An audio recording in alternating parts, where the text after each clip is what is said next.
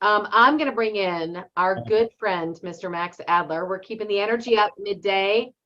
Thank God. Bring it in, Max. Thank goodness. So we don't have any lulls. Hey! Well, we have to do the Max Adler spin first. Yeah. The Every Max time. Adler spin. We love it.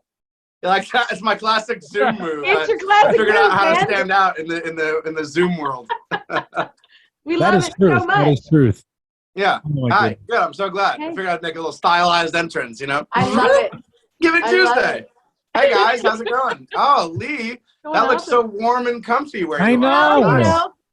Thank you. Thank you. Right? I thought I'd dress Very you up. festive. I'm festive. Yeah. Christmas just pukes all over my house. So What? yes, I have 4 trees by the time it's all Or said. Actually, I do. we have Just 3. one. Yeah. you have 3 Yeah, I'll have 4. Yeah. right now. We have 3. none. We had one that was a 6-footer that now is in our front porch because we're afraid of our little guy just pulling it down. Yeah. We have a nice little white tinsely one, decorative one outside as well, and now we have a 4-foot one inside that won't be damaging the house if it gets pulled down. And I'm going to do some Christmas lights on the roof after this. So, yeah. Phenomenal. I have a Glad you're doing it now. 25-year-old son that I send up to the roof for that. So, yeah. So my lights are up. This is tree 1 and 2 are up. I still have 3 and 4 to go. So one of them is also on my back, my back deck. I inherited a cast off from my mother, but the main tree. And I thought, where am I going to put it? I'm running out of room. I'll put it on the deck, string it up with solar lights. It's awesome. Tim, where are you at? How many trees do you have up these days, Tim? Right now, 0 trees. Next weekend, it'll be 1. Yeah, we'll just have 1. That's it. That's all we need.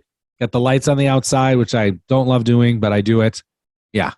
What a Grinch. I am. I'm a little Grincher. I'm a little bit. I'm like, especially the lights on the outside of the house. I don't see those. Those are for my neighbors. Oh, you spread joy to everyone going by. That's right. I don't know. You haven't seen my lights, Max. I don't know if there's. No, true. Yeah, maybe just don't bother.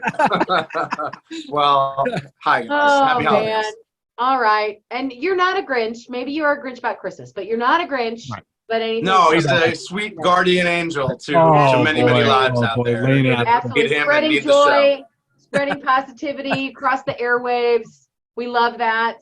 Selfishly, I want to stay here and just talk to you, Max, because you're my buddy. And I love chatting with you. But I got to go line up our next guest. I'm going to get out of the way and let you guys chat it up for a little bit. Okie dokie. Well, your house looks great. See ya.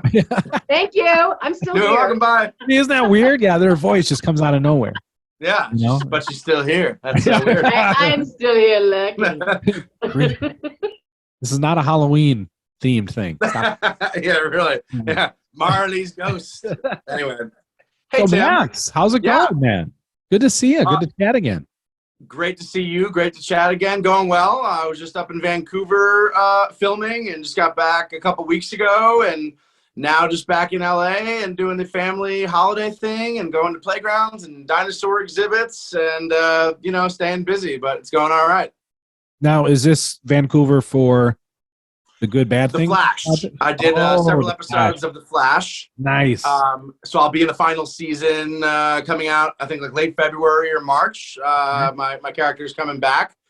And then we have that movie, Good Bad Things that we talked about with Danny Kurtzman, who will be on here in a few hours. And co-wrote the script, starred in it. Phenomenal, making everyone just cry on set. He was just so good and so natural. And that's in post-production. And I think I think him and his co-star and the director and me will all come on and talk to you some more once we know, when it's going to come out for everyone to see. But that's so exciting. And you guys just mailed me that FSH Advocate magazine, which kind of got me emotional this morning. I literally got it in the mail this morning, and I was like, I saw my name and face in this magazine talking about, there you go, about the movie. And I just thought, I set out on this mission years ago to kind of make my mom proud and raise awareness about this disease and about how we can help. And so to be in this magazine and just be seen by you and recognized by you and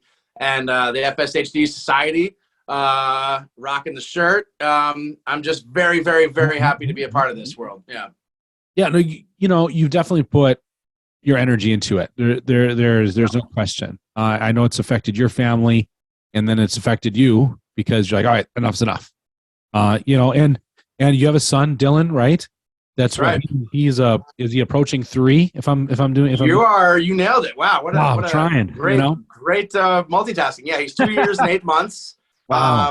And as you know, I mean, genetics, I mean, this gets passed through in genetics. So I could have it, and signs haven't shown yet. My little brother, my son, that was certainly a conversation had between my wife and I and doctors. And, it was like, well, thanks to the FSHD Society, there's going to be a treatment and a cure anyway. And I don't even have to, you don't have to worry about it. What kind of life, he'll have or any, ups or downs because of it, because, we're here, trying to not have anybody have to deal with that and all the financial changes to the house and, the medications or limitations or however you want to phrase it. But, look, and everyone has their different opinions about it. And, I just know my mom personally, it was like my mom and my grandma, felt burdened by it and felt limited by it in that they couldn't, keep up with the rest of the family and, couldn't reach things on shelves, couldn't walk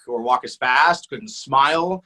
And so yeah. And then, beyond just eliminating that from the world, I guess it would be raising awareness to all my friends and people that have never even heard about, muscular dystrophy or FSH muscular dystrophy, or confused it with multiple sclerosis or Lou Gehrig's, ALS, and the other acronym.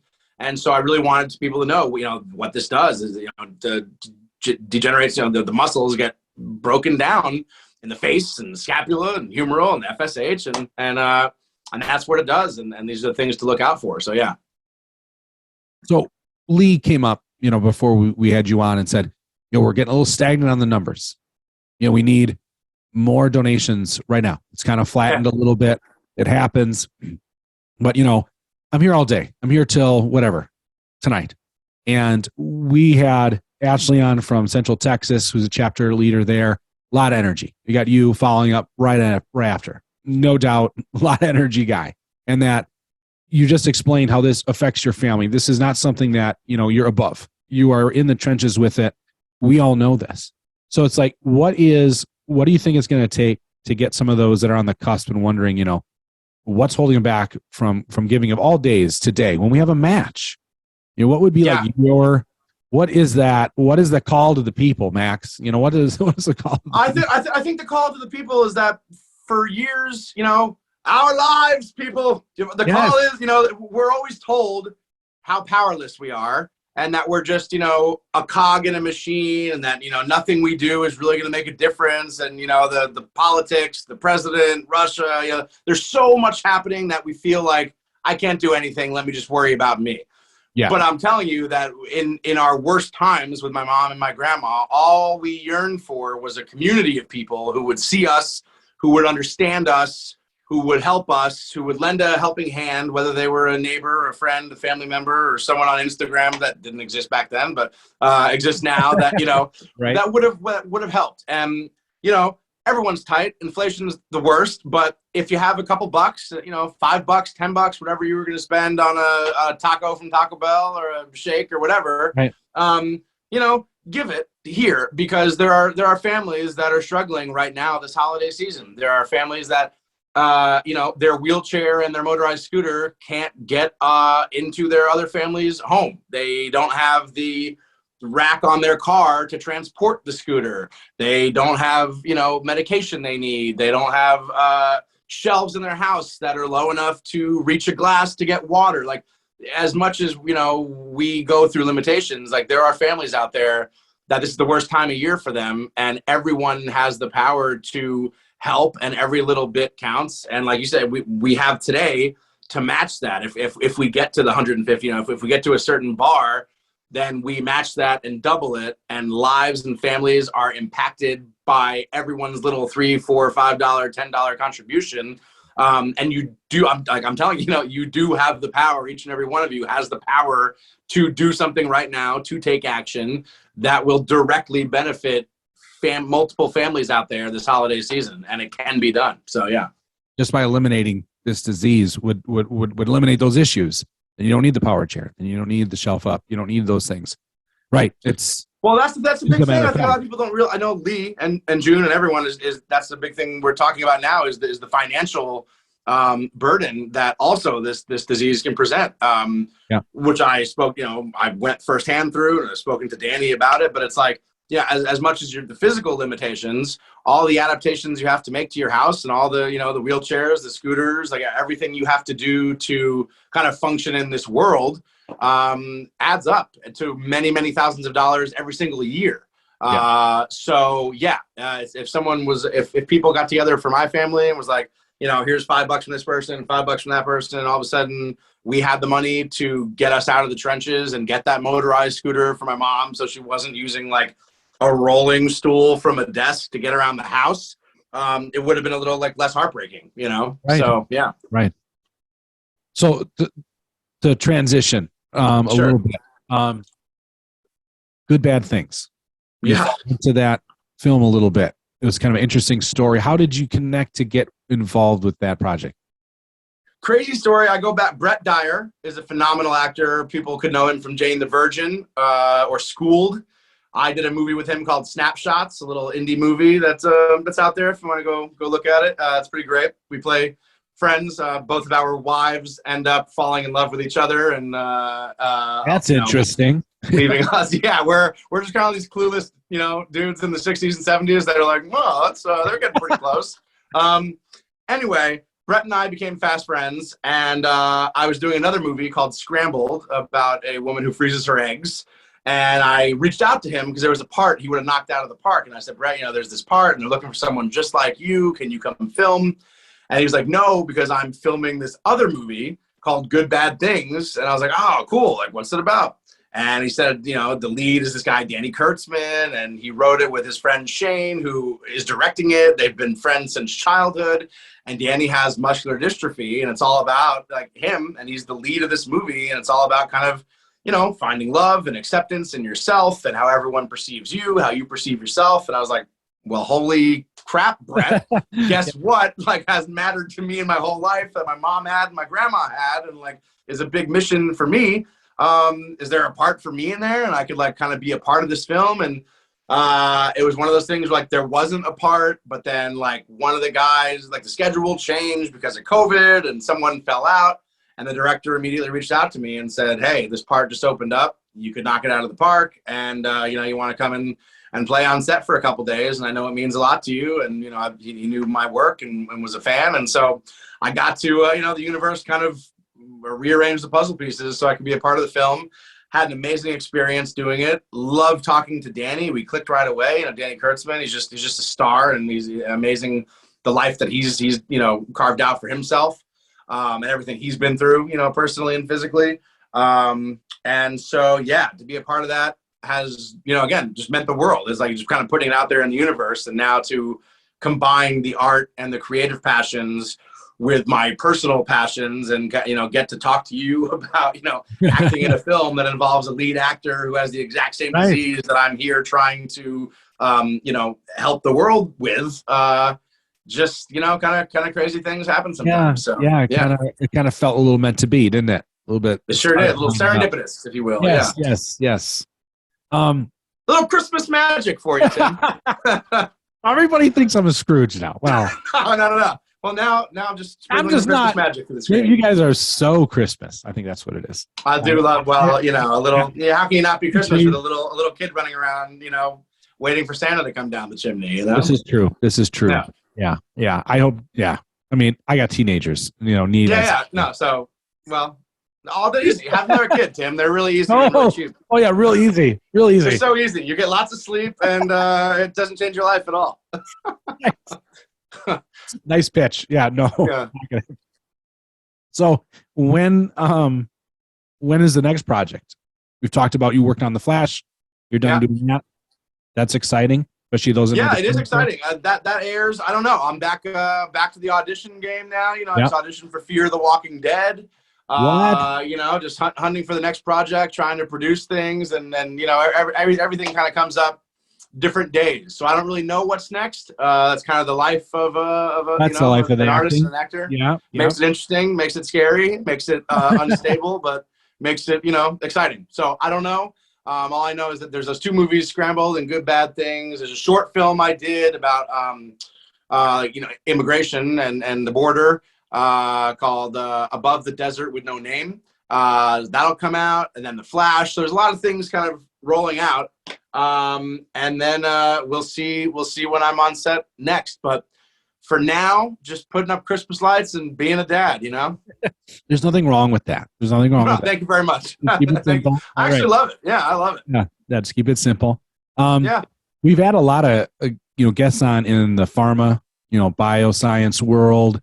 And you've been in this in the trenches with us for a long time. You've talked about, with the gala events you've been a part of with the FSHD Society and so forth. And have you ever seen so many of those types of companies getting involved in the research, treatments, et cetera, as we are right now? Well, no, and I've also been to like labs and headquarters. I've gone to Boston and New York and Tucson and seen the researchers that and the scientists and the doctors at work. And what I get every time is like a genuine belief that we're so close. Like that's the vibe. It's not like, I don't know. They're all like, we are right there. Like the trials are telling us everything, we weren't sure of that now we're sure of. There's the pills that are already starting to like roll out and go on these like clinical trials to people. It just feels like we're right on the precipice. Like we're right there. And I truly feel like there's a gigantic team that believes in what we're doing and how we're doing it. And again, the beautiful thing about the FSHD Society is that it's, the nonprofit, that all the money from today and all the donations and everything goes directly towards that research and defining a treatment and cure. And I believe that it'll happen the progress that's already happened, and the fact that we know, the exact gene now and how to turn it off and on, and there's like the L1, N1 ducts, like stuff that's well above my pay grade that I would have to memorize for like Grey's Anatomy. Yeah. I don't know. But I know that that doctors are closer now than they were when I started on this mission, 5-10 years ago. Yeah. And everyone I speak to at these galas like really does believe like we're about to kind of, step a new foot on the moon, if you will, kind of plant our flag in this world, which is great. Yeah, because when I was a kid and my mom had it, it wasn't even, again, people didn't even know what it was. It wasn't even something being talked about or researched or paid attention to. And so the fact that now there are teams and colleges and doctors that are making this their priority, and again, that we all have the power to help them. And, it's like, if it's not the government's top priority, but it's all of ours, we have the power to kind of speed that up and make that happen. Yeah. And give these researchers the support, and the confidence that they need to get across the finish line. Absolutely. Well, thanks, Max, for your help and support today and on all the other days that you've been able to help us out. It's been amazing to kind of walk the journey with you as long as at least I've been here. One of these days, I will just invite you over for Christmas or Thanksgiving, just so you know. I probably see you more than I see a lot of my family. I don't know about Christmas at your house anymore, but I'll be there for Thanksgiving. Oh, man. No, I'll help you put up lights. Yes, I'll maybe that's what I need. Maybe like a pre-Christmas party. We'll bring decorations. Yeah, we'll bring decorations, and I'll make. My wife makes these delicious bacon wrapped dates stuffed with goat cheese, so I'll bring you a bunch of that if you can have that. Sure, I'm down. Okay. As soon as you said bacon. Anything with bacon is great. Yeah, right. Thank you guys for doing what you're doing. Thanks for organizing this. Thanks for all your energy and time. And to anyone listening, please give what you can, because you really do have the power to directly make a difference, help families, help doctors, just help the world, make a positive change. Right. So please do it. There's a link in my stories, or you can check out the FSH Society Instagram or Twitter. There's links all over there. So please help. Do it. Well, Max, you're a treasure. I'm just so glad to know you, and so glad you're. I always tell people I hate the reason you came to us, but I love that you did. You know what I mean? Like I do know what you mean, and I think you're a treasure as well. And I thank you. Yeah, no, it's circumstances bring people together. Yeah, we don't want anyone to suffer ways. from FSHD. We don't want anyone's family impacted. Right. Right. But when you are, and when it happens, we're so glad that people find us like you and become a part of the family and a part of the fight. And My Well, life we're part of a very special, unique club, and it just bonds us even more. So glad to be here with you. And I cannot wait for good bad thing. Good bad thing. I was like, did I say it right? Good bad thing. I want to make sure I have the right order. The title, it can be tricky, but it gets explained in the movie. And it's a really beautiful, a beautiful meaning. And tell Danny hi when you talk to him in a few hours. He's the best. I can't wait. Yeah. All right. So more great things to come. Lots of great things. Stay tuned. Yeah, absolutely. Fabulous. Cool. Thanks, Max. Thanks, guys. Happy Giving Tuesday. See you guys. Thank you. Bye-bye. Thank you so much. It's also interesting to note, like on the comments, someone said, Max, you broke TV barriers on Glee. Thrilled you are on Team FSHD as we hope you break through these barriers in FSHD science and research. Nice time. Right. That's by Ken. Yeah. I'm try to pronounce your name. He really did. I mean, some of the work that he did on Glee, I was a huge fan when it. Oh, really? Totally surprises me. I know. Whatever. Yes. I was a massive Glee fan. What do they call them? Gleeophile or something. I don't know. There's a name for Glee fans. I never missed an episode, and he did. He broke through some barriers with some of the storylines that they portrayed, and the work that they did. Yeah. And now here he is, just continuing to fight the good fight. He's just a good guy. He's just a really good guy, and genuine, and that's not always the case in the industry that he's in. So right. And every time he says the projects he's on, I write them down. I'm right. Gotta watch that. Okay. Gotta watch that. Oh, that's right. I should watch that one. Yep. Yeah. I'm glad he's playing characters now that stay alive. There for a while, he was playing parts that where people kept getting. He was the person that got kept he was getting killed. Stop killing Max, keep him alive. So I'm glad he's got some roles that are keeping him alive. If anybody's listening, hire him. He's an amazing actor. Yes. Great guy. Keep him busy. Yeah, keep him busy. Helps us.